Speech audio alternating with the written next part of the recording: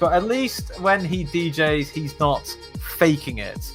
And that's my blend into the first topic discussion. Dave Collins, you got your hand up there, mate. Yeah, I'm just trying to alter the light, sorry. Oh, okay. I'm faking it. Oh, I thought you wanted to say something there, then, mate. I was like, yeah, fingers on lips. I just play all my music off YouTube, innit? Don't tell anyone. Yeah. Shush, don't tell nobody. But yeah, now we're essentially, what we're talking about here is faking DJ sets. Who fakes DJ sets? Dave? People that can't DJ. Next question. Oh, okay. Yeah. Hang on. Let me just send this quick message. I can't believe this is a thing, because I've heard this before. People faking DJ stuff.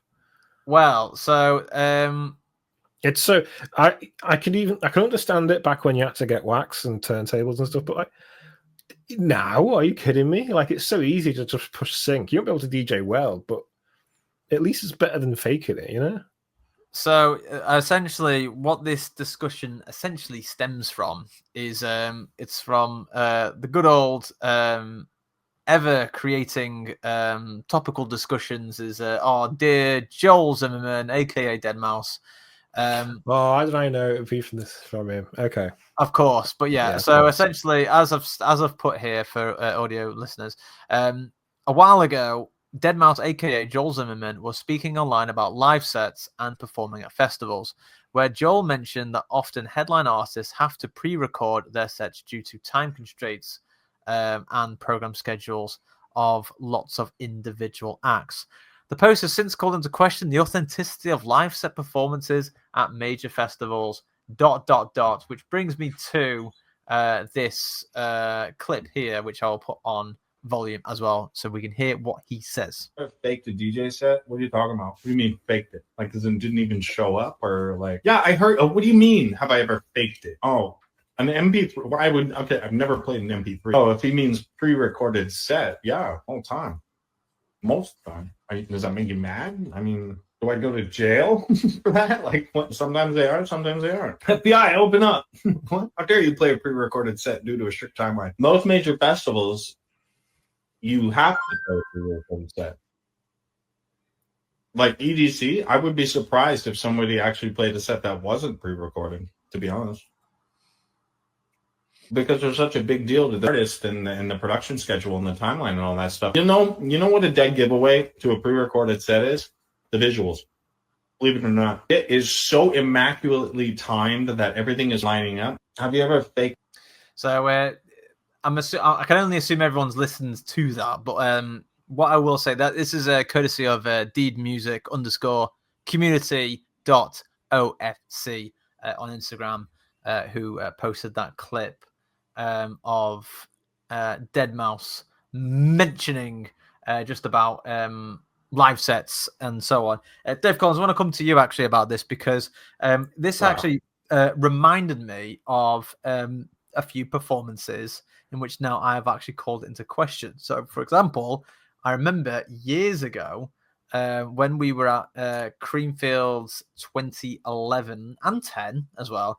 There were a few times where we saw Ferry Corson, where I remember I was really blown away by the performance simply because of the lighting being so well connected to his music. Right now, some people may argue, yeah, that was probably because of the VJ. The VJ had it was sorting it out. Fair enough. That could have been the case.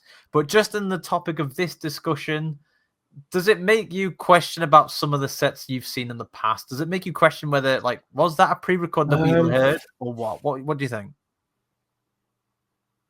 I think VJs do a really good job, so I wouldn't take that away from them. It's funny, all the sets I remember top of my head have been sets where I honestly think it's genuine. In fact, I sort of like a set where you hear them mess up a little bit because at least it's real, Yeah. So people do this all the time. I guess they do, but honestly, I think those sets suck. I'm just going to say it. All the pre-recorded sets, they're predictable. Yeah. And I don't know what it is. I like the idea that a DJ can just whack on whatever he feels like. Even if it comes out a little bit ropey during the mix, who cares? Yeah, that's all fun. Do you know what I mean? I think there's an obsession with chasing the perfect set, and that's just not what it's about. It really isn't. You tell me the best DJ sets you've seen, and I can tell you there's probably flaws with those, right? So. Yeah, and what I will also say as well, actually, another interesting point that it's like the attitude, right? It's like if you went to go and see a band and the band faked it, wouldn't you feel bummed out? I would. You know what I mean? Oh yeah, So absolutely. how's that any different with the DJ? It's not. Yeah. You know? One of the other points I was just going to mention, actually, which is something I actually didn't think about, which Deadmau5 brought up in that video, was essentially the other reasoning behind it being that a lot of the major acts are all on very strict timelines, or time constraints, and so therefore the festival organizers have to make sure that everyone starts and finishes on time.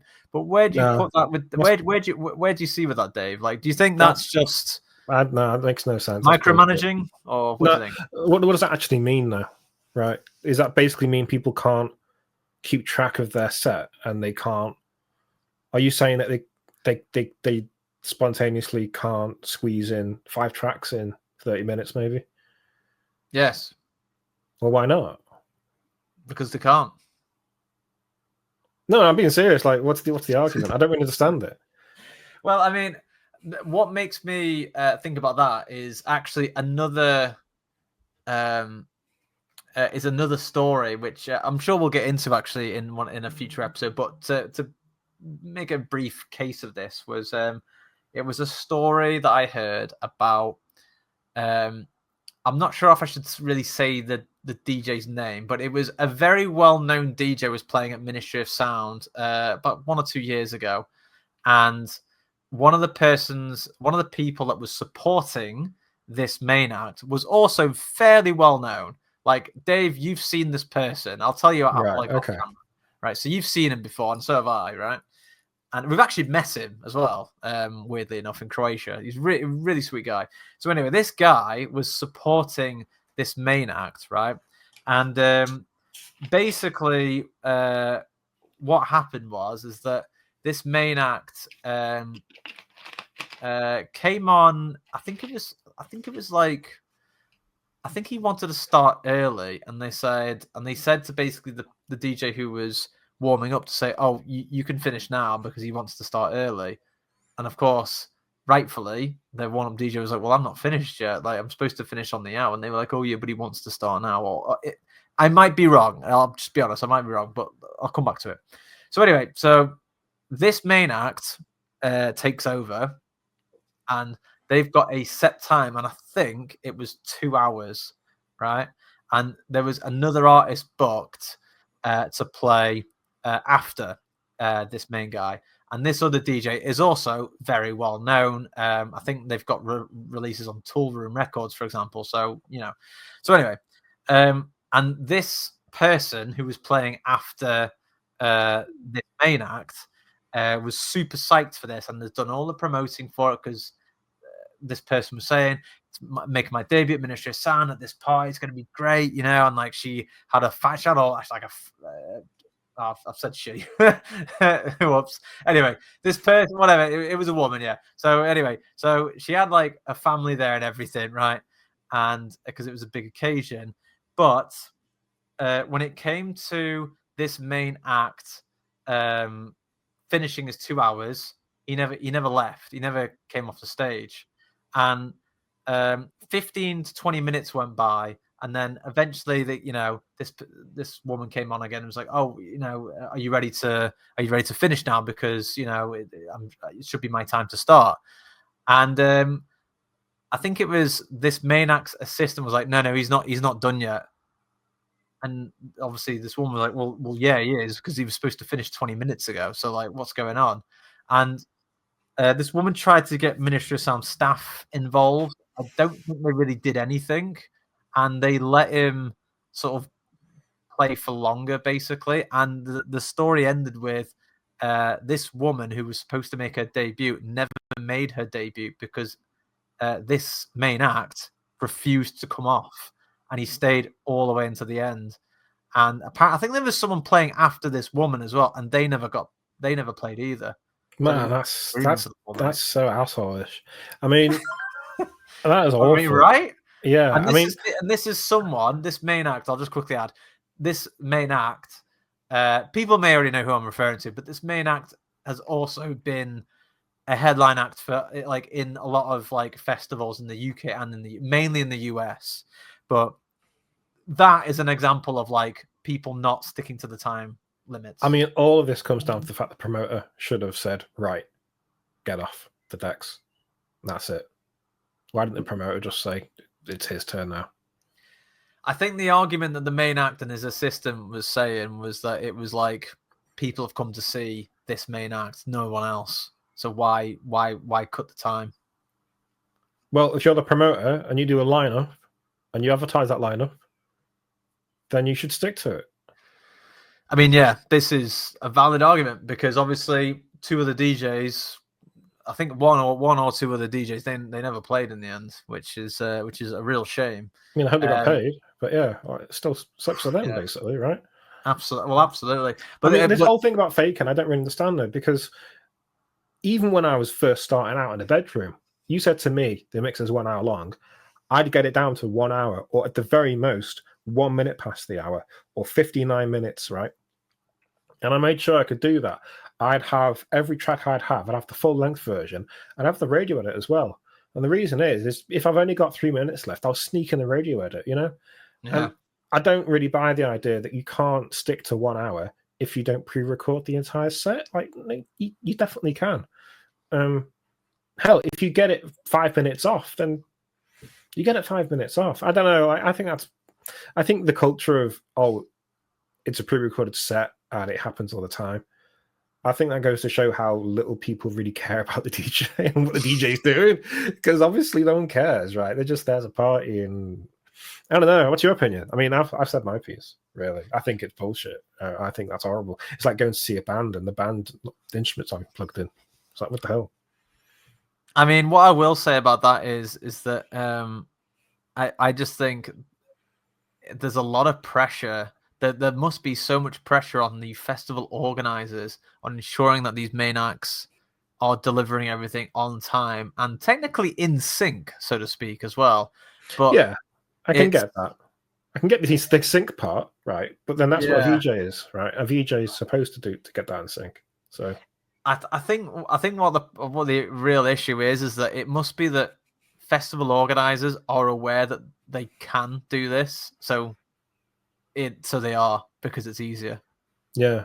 Do you know what I mean? Because like, they're probably thinking more about the visuals. Let's flip the script. Let's say you've got a big booking. Let's say you're playing at Universe, you know, and you turn up for your set, and the guy before you has just got an iPod plugged into the decks, and he's just drinking like a bottle of Dom Perignon. What do you think of that DJ then? I'd think, what a faker! What the hell? I mean, that's exactly what you would think, wouldn't you? Because obviously you would just think you've paid your money to see an act, but they're not really trying. They just. It makes even if you follow up after him, like you're DJing after him, it makes you think, well, why the hell should I bother if he's not bothered? I may as well just plug my iPod in and fake it, you know? And it's just like, wow. Well, the question, a question for you, Dave, though, do you think it is either a lack of trust from festival organizers, or is it or do you think they're just more conscious about people running over their times? What do you think it's down to? I think it's none of those things. I think a lot of this is DJs wanting to be. I can understand the pressure, right? And everyone makes mistakes in the mix, especially live, right? It's very easy to make a mix in your studio, but you play at a live club and things can go wrong very quick. And I think there's a bit of a pressure for DJs to never mess up, right? And especially when you see DJs literally dancing on the decks and the mix not screwing up, you think, God, they're either extremely well timed in when they dance around on these decks, or they're not DJing, right? And you know what I mean, right? It makes you think, like, what the hell are they doing, DJing with their feet? And it's like, yeah, I mean, I just think, just spin the records, man. If it sounds a bit ropey, nobody cares. Everyone appreciates you just DJing. Hell, everyone appreciates you just like improvising on the spot. I've always said when I do a set, maybe I've got the first track planned, maybe I've got the second, but from then onwards, I dip into a bucket of tracks I've got ready, of like 20 or 30 tracks. And I'm not going to say I haven't got somewhat of a plan that at some point during the night I'm probably going to play my latest release, right? But Yeah. I haven't planned it to the nth degree where exactly at 25 minutes into my set, that's when I'm going to play my biggest release of the year. No, that's so boring. Imagine going to Ibiza and, God, I don't want to mention DJ names because I think this is offensive if I start to do this, but if I went to Ibiza and you keep in mind the same DJs play every single week and you stayed there for 2 months, Yeah. and you just listen to the same set every night, that'd drive you nuts. Yeah, you say that actually, and that actually does make me think about the I don't know if there was a news report, but it was a rumor, maybe a well-known rumor, but like I want to say it's a rumor because I don't know how true it is. But I remember hearing that, like, because they do the same clubs every week, right? So it's the same DJs doing the same nights, yeah. Yeah, no, I was just gonna say, I remember hearing a rumor that Tiesto's residency at Hakkasan, whenever he was playing there, I don't know whether he still is now, but I heard a rumor that whenever he plays there every week, they only allowed him to play a certain amount of tracks every week, and he had to play them every week. But he was on. I forget what his residency cost, but he was he was all right. Do you know what I mean? Like it wasn't slave labor. That's all I'm gonna say. So it's interesting, mate. This article, like I know Joel's sort of justifying it, but I still think it's shitty culture. And you might say that DJs at EDC do it, but man, if that's the case, then it's gone down in my book as like as a place where you get to see quality acts. Like I said, if you went and see a band and the band aren't even playing, or what the hell's going on? You know, it's just so demoralizing. Yeah, let me get back to it again. The DJ set? What are you talking about? What do you mean faked it? Like, as in didn't even show up, or like? Yeah, I heard. Oh, what do you mean? Have I ever faked it? Oh, an MP3. Why would? Okay, I've never played an MP3. Oh, if he means pre-recorded set, yeah, all the time, most of the time. Does that make you mad? I mean, do I go to jail for that? Like, what, sometimes they are, sometimes they aren't. FBI, open up! What? How dare you play a pre-recorded set due to a strict timeline? Most major festivals, you have to play a pre-recorded set. Like EDC, I would be surprised if somebody actually played a set that wasn't pre-recorded, to be honest. Because there's such a big deal to the artist and the production schedule and the timeline and all that stuff. You know what a dead giveaway? So yeah, so like he says there, it's because of production schedule, production and live and production schedules. I've got to see the comments on this, man. I've got to see the comments because I think it's going to be a bit of a free for all in the comments here. Well, here we go. So Marlon Hofstadt said, "Quote: Played main stage, didn't pre-record live emoji lanes." Someone else at underscore Jesus commented saying, "Just realized DJing is kind of like WWE."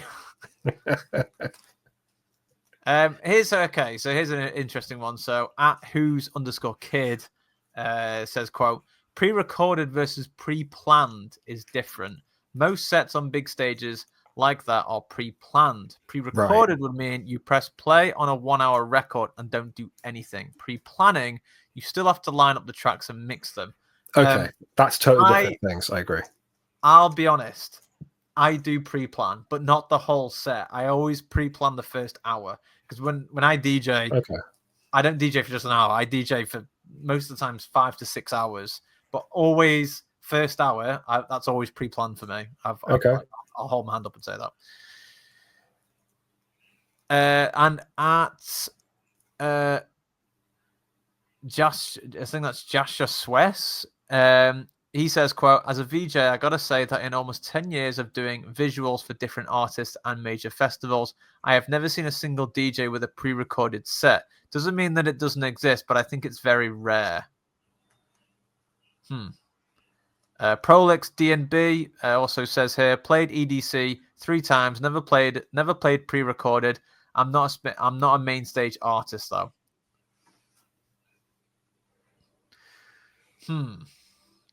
And actually, like, let me bring this back to you, actually, though, Dave. Like, if that's the case, like, if like just just put it out there. If a set is pre-recorded, couldn't that technically mean that the VJ schedule is also pre-recorded, and both just hit play and just fucking leave it? Probably. I don't know. Do you know what I mean? But no, I'm saying this from an ignorant point of view because I know nothing about VJing, if I can be really honest. I mean, would you ever do it? What, a pre-record? Yeah.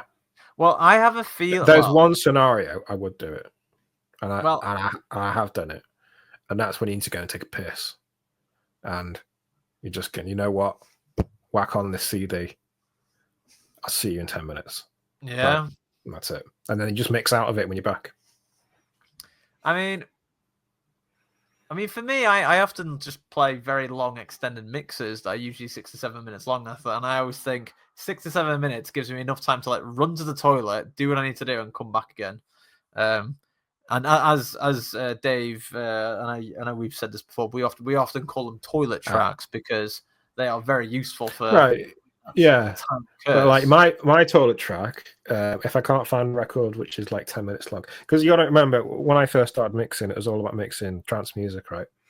And trance music is all about tight mixing, right? And it's not necessarily about experimentalness, but it's the idea that when the track comes in, it comes in right at the correct part, usually when the vocals start or when like the synth start or something, and the entire journey is just tight mixes stacked together. And so that means a 10-minute track gets cut down to 5 minutes quite easily. And because of that, it's very hard to have a toilet track in that genre, because most music, even though it comes out as 8 minutes, when you mix it in, it couldn't be, it's more like 5 or even 4. Right, yeah. And so it's very hard to have a toilet track in that genre, and you can't loop that music because it's all about sweeping synths, right? You can do it techno, but trance much harder to sort of just loop a track and walk away, because you'll hear the synths are like, I don't know, like a 64 bar synth that sweeps across the entire track or something, right? And so I tended to have in my collection my 3 latest mixes, right? And what I do is one would be a chill out mix, one would be an uplifting mix, one would be a hard mix. And if I really need the toilet, I just mix it in halfway through the hard mix, go for the toilet for like 10 minutes, 50 minutes if it's number 2, and then come back and then just mix out with the pre-recorded set and be done with it. The trick is to make sure the entire set you put on is just the same BPM, so it never changes. And then you say, right, that mix is 138 BPM, bam, mixed out and done. And you just don't even mix out; you just basically cut out of it. And that's how I've used those CDs in the past. Basically, toilet tracks. That's it. I do understand what you're saying about your pre-recorded mix hour, because again, like at the start of the night, and you're just getting ready, DJs can sometimes be treated as just background music, essentially. So I can respect that, right? Because people just want something in the background. But for the entire night to be is taken, that's not right. But if it's just like 30 minutes at the start of the night while you're setting up, that's when I tend to do it right. Turn up, put some music on, and then you get the rest of the stuff plugged in, like speakers or lights or whatever. Or if people are saying hello to you because you've just walked in the club, put that on in the background while you're doing your socials, so to speak, right? Your real life socials. So I don't know. I'm contradicting myself and never play pre-mix, but that's when I used it. I would never do it on a main stage. That's just insane.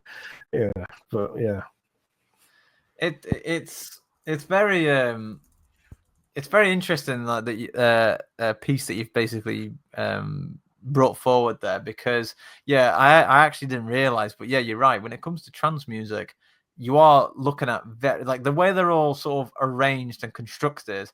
You literally have, like you're talking like 3 to 5 minutes tops between tracks, and so obviously you absolutely if I was mixing trance as well, for example, you would have to do it where you've got a recording of like you said, 3 tracks mixed together, and that way you've got a good 9 minute there, Yeah.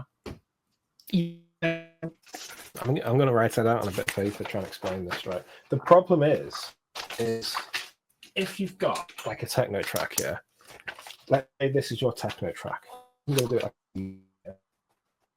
Let's say, yeah,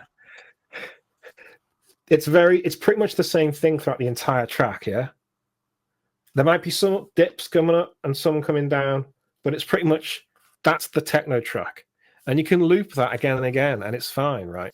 Whereas trance music's sort of like this. That's your track, and it sort of does this, right? I don't know if it's your internet, Dave. I'm struggling to actually see what's actually on the paper. All right, can you see that? So I'm trying to explain. That's like techno. Oh, yeah, okay, yeah. And the thing is, if you play the start bit here, it's boring. If you play the end bit, it's boring. What you're supposed to be doing is, if you want to mix an uplifting track, you mix it here, you've lost all the energy. What you should be doing is mixing it there, halfway through. And so the idea is you're on a constant uplift. Yeah. Yeah. Drawings. But you get what I mean, right? The two tracks literally overlap with each other because they literally uplift each other together. And how's this a toilet track? Because when you get here, you're supposed to be mixing out.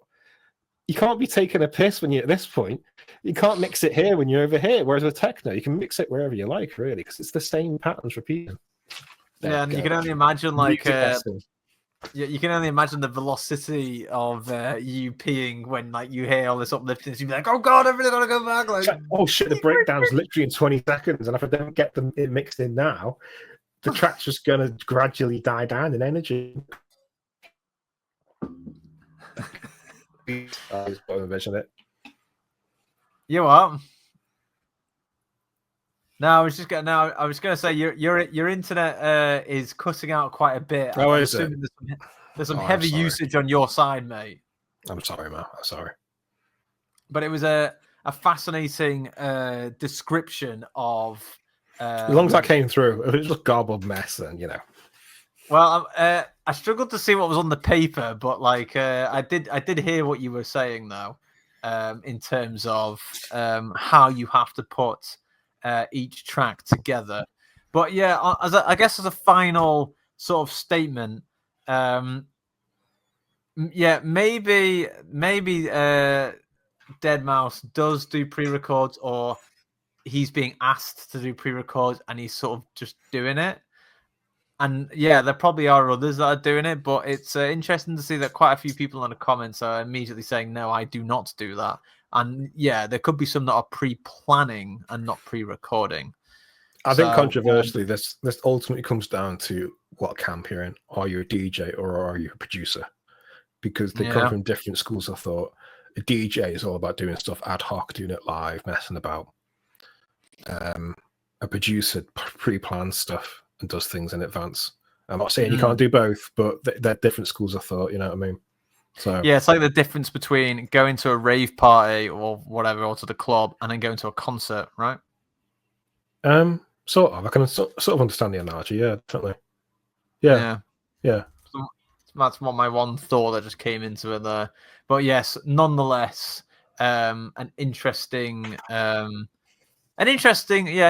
topic and viewpoint from Deadmau5 as well. Maybe it is just the major acts. I don't know. Maybe it is just the major acts where it might be, man. Yeah, because the thing is, it does make me wonder if they're going to get booked and get paid a lot of money. Is the festival organizers that are telling them as part of the agreement you have to do a pre-record? Do you think that's probably not?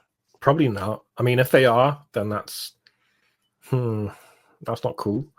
But at the same time, I can see a promoter just saying, just play your music, play it like I know it. I don't know. And the DJ's like, oh yeah, okay. Where did you see me? Oh, I saw you at EDC. It's like, oh, I'll just play the recording from last year then. Have fun. I don't know. There's many ways to do it. I feel like we're going to get trashed in the comments, for sort of going through all this. Because I feel like I'm well and truly in the camp of you don't play pre-recorded sets, right?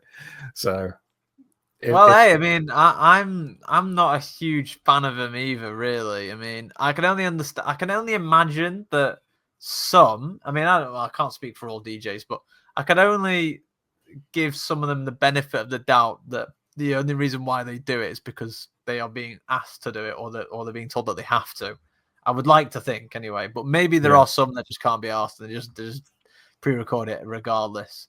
But